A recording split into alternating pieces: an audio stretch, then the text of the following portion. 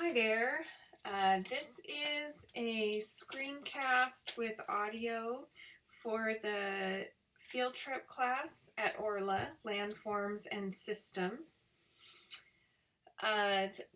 Doing the screencast today to offer an alternative for families who were unable to make it to the meeting in the Commons at ORLA. Also, so that families can go back and have another walkthrough of the website if needed and have some questions answered if they need it. I want to start with the fact that this is a pilot class. This is the first time Orla's ever done a class like this. And so I would really appreciate feedback. Go ahead and email me anytime. Catch me in the hallways if you see me at Orla. I'm there on Thursdays. If you need to make an appointment with me, definitely shoot me an email and we can set something up. But it's going to be really important that you communicate to me if you're having issues either with the website or if the content is, if you're finding it not relevant or not challenging enough or too difficult for your child. That type of communication is going to be really important for me planning this K-8 class and finding all the learning materials and projects that would be applicable. It's pretty cumbersome to do that each month on a different topic. So I also welcome ideas and possible field trip locations. So if you find that you or a group of parents want to do something, as long as I have a couple months notice to sort of get that in my mind, I would love to hear ideas about things to include in the course. The other thing I wanted to let you know is that, this course, the notion of this course was sort of born out of the idea that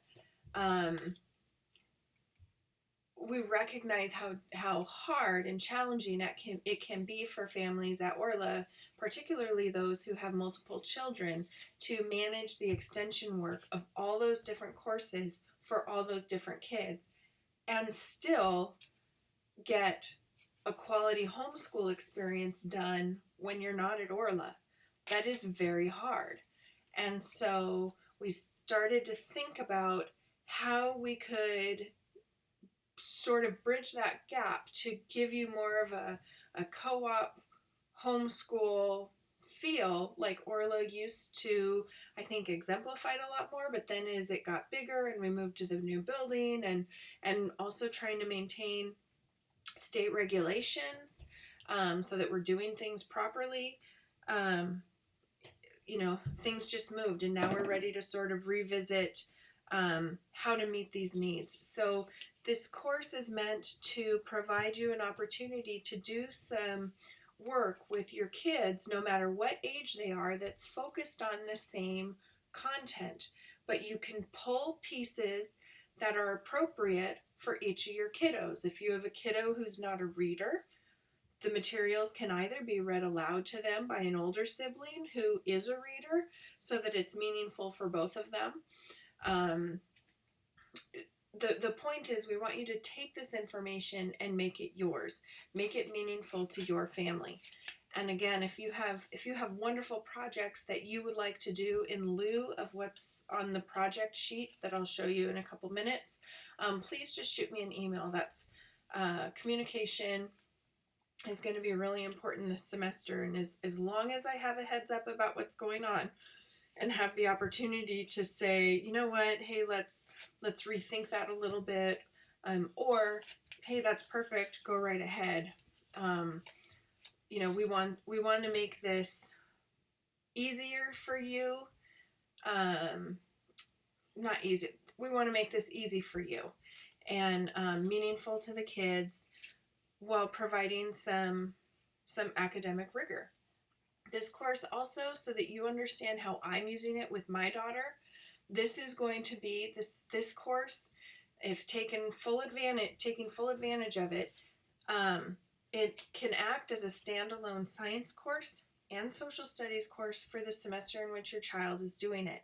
In addition, I'm going to be doing some extension stuff in the areas of reading and writing and math that will also lend themselves to these topics. So I encourage you to really spend some time looking through the projects here. And if you need help thinking about ways to extend this into your homeschool experience, please shoot me an email and I'm happy to problem solve that with you. Okay, so to the website. Sorry.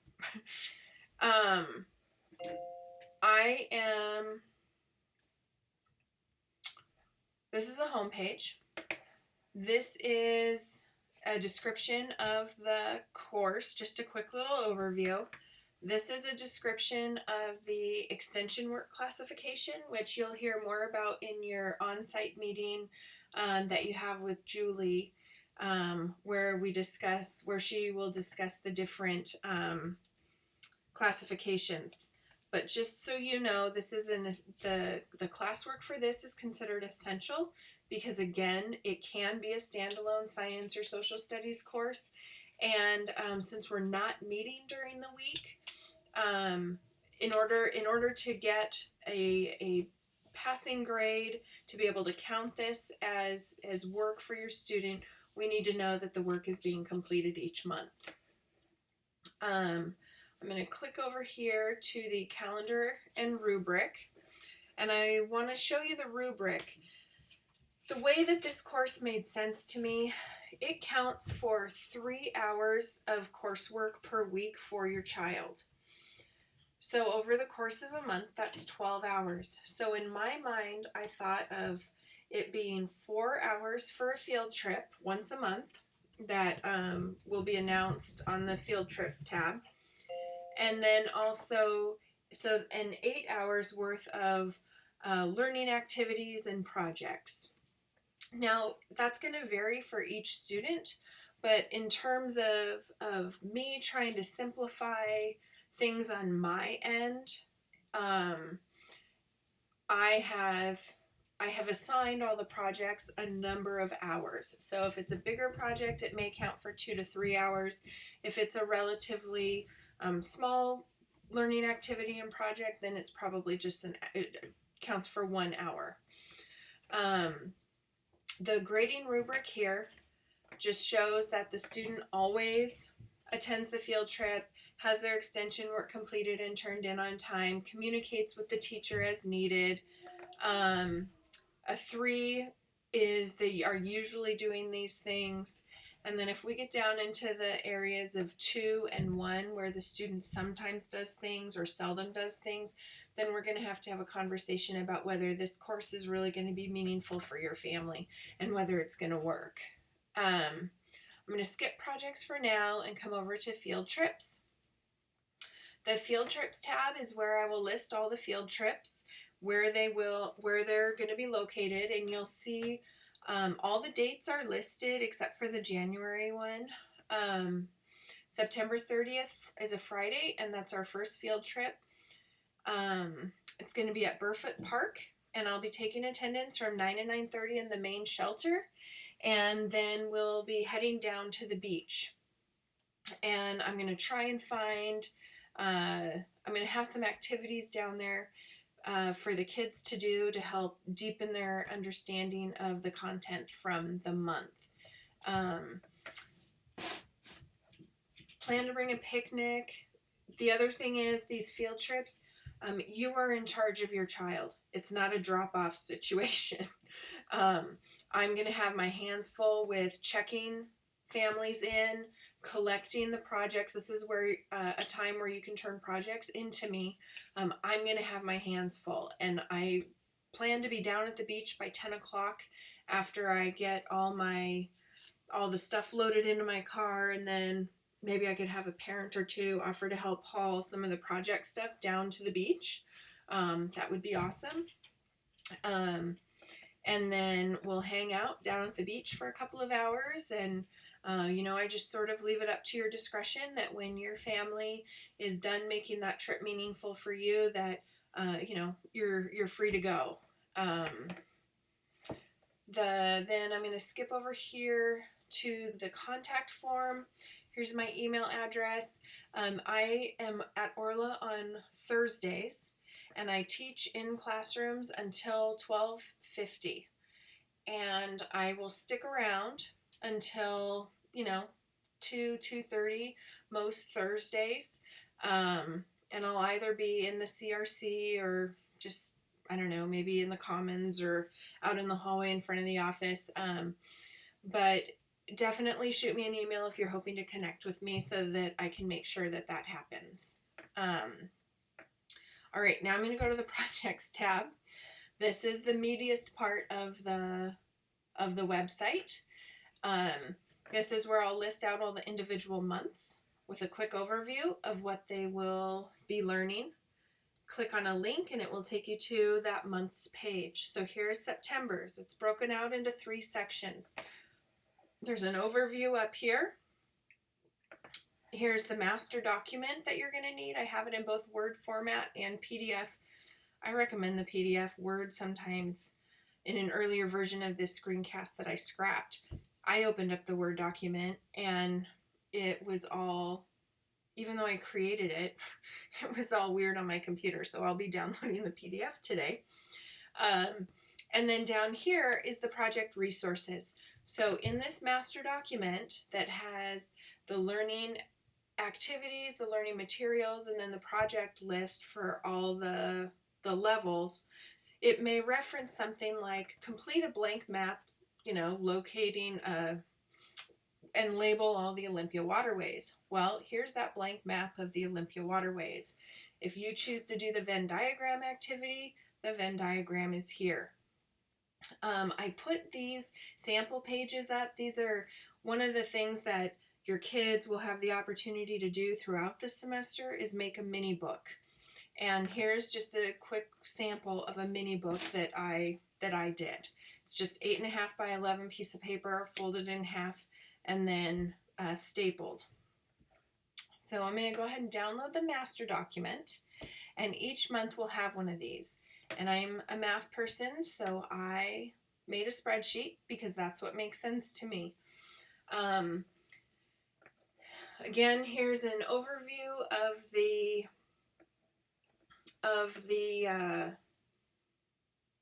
month and the expectations for the class.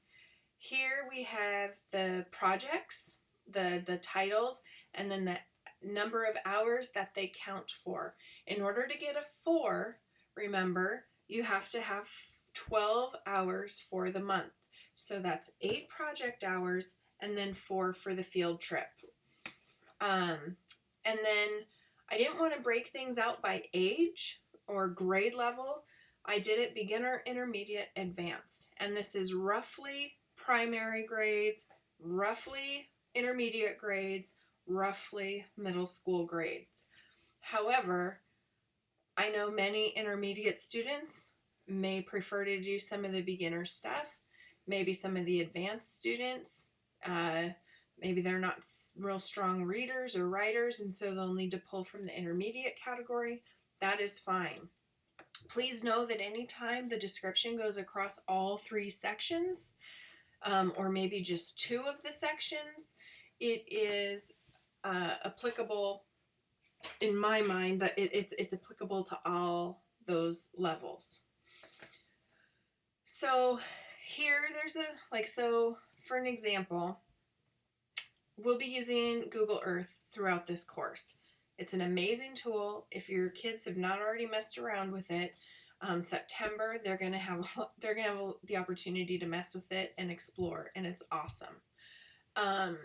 So first you can go here to download Google Earth and watch a couple of the beginner tutorials and what I really want them to focus on is learning how to toggle between Street View, navigation, and searching for places, so that as we progress throughout the semester, they can do some comparisons between local landforms, and then we can travel around the world to look at the same types of landforms but in different ecosystems.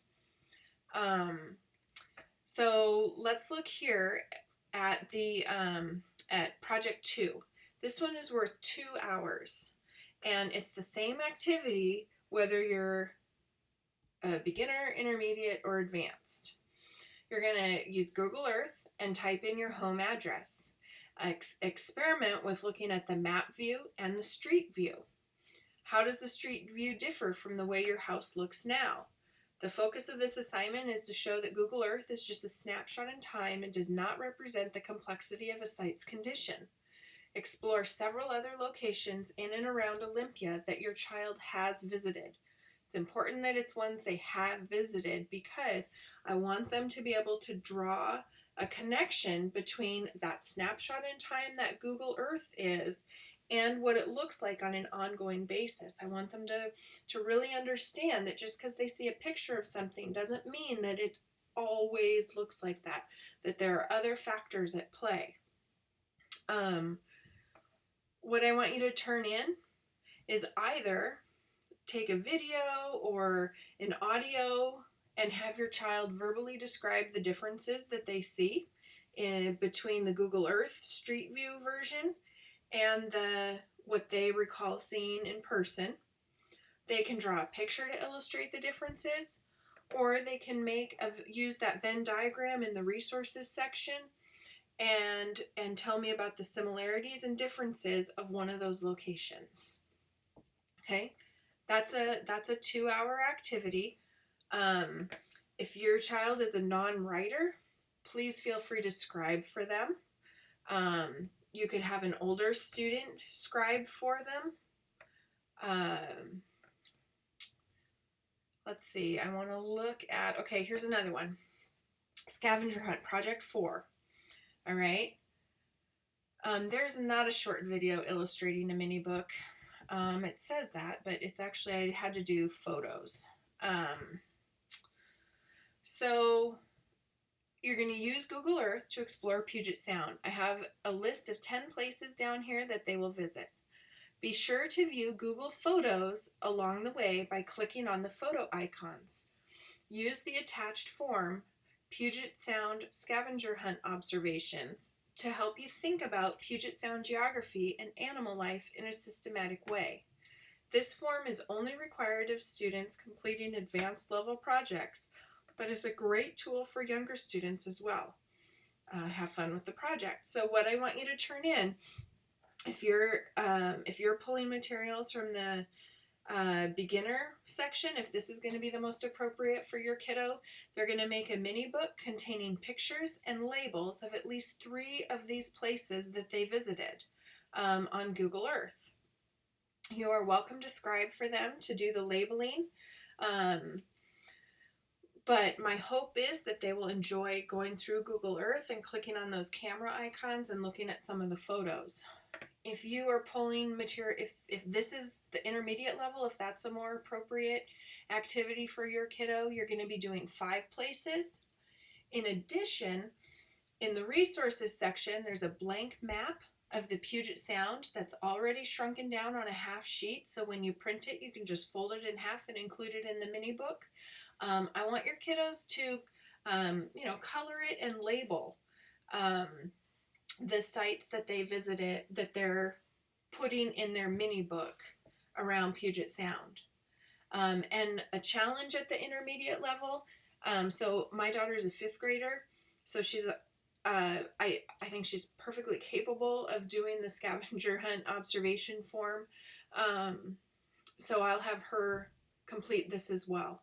At the advanced level, I'm asking you to do 7 places visited, do the map, and do the Puget Sound scavenger hunt observation form. And this activity counts for 2 hours. Okay, so it just keeps going. There's several, if I'm linking, like here I'm linking a reading assignment for all the grade levels. So for a beginner, parents might need to read this aloud, or you pull portions of it that are meaningful to your kiddo that you want to focus on. You don't necessarily have to read the whole thing, but maybe you want to talk about why inlets are important with your beginner kiddo. Okay, oops, my PDF disappeared. So everything is included here for you. There's links to YouTube videos. You were looking at the vertical sides of them. So this is from Boston Harbor. And you should be able to just click on everything right through. And then there's a what to turn in.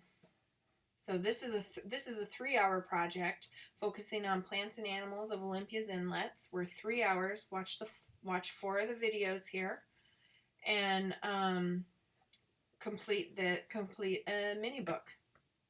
There is some additional research that would be awesome for kiddos to conduct. Last, custom projects. If you have an idea of a project that is not listed here, or you want to change one, or make it into a group project so that your kiddos can do it together, just shoot me an email. Let me know what you want to do, how you're going to make it meaningful to all your kids. If you have 3 kids that want to work together, what's each person's responsibility going to be?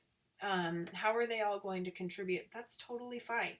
Really, the bottom line is, we want you to find some good quality academic stuff that you can do with your kids that is offering some hands-on, real-world experiences, and the opportunity for collaboration among your kids would be awesome. Or even if they have some friends in the class, they could get together and work on a project together. That would be fine.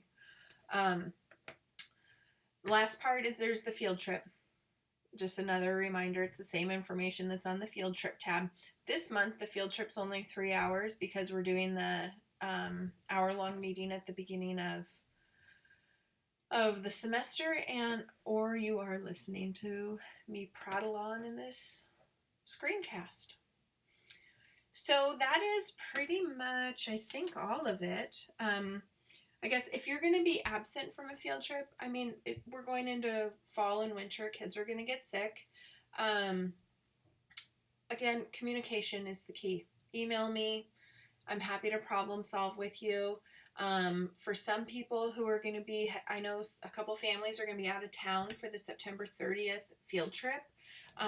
So, the whole idea is to visit a Puget Sound beach. One of the benchmarks that they're working on this month is looking at the different types of beaches around Puget Sound and how those different beaches support different wildlife and their different habitats for sea life. So visit a Puget Sound beach. There are tons of them, but email me what you want to do, when you're going to do it, with as much notice as possible. That would be great. Or have your kiddos email me themselves and tell me where they went and what they learned. And that could also fulfill the requirement. So, all right, I did, I think, all of that on my list here. Okay, that is it. If you have any questions, please track me down at ORLA. I'm going to end it here on my contact info. All right, thank you.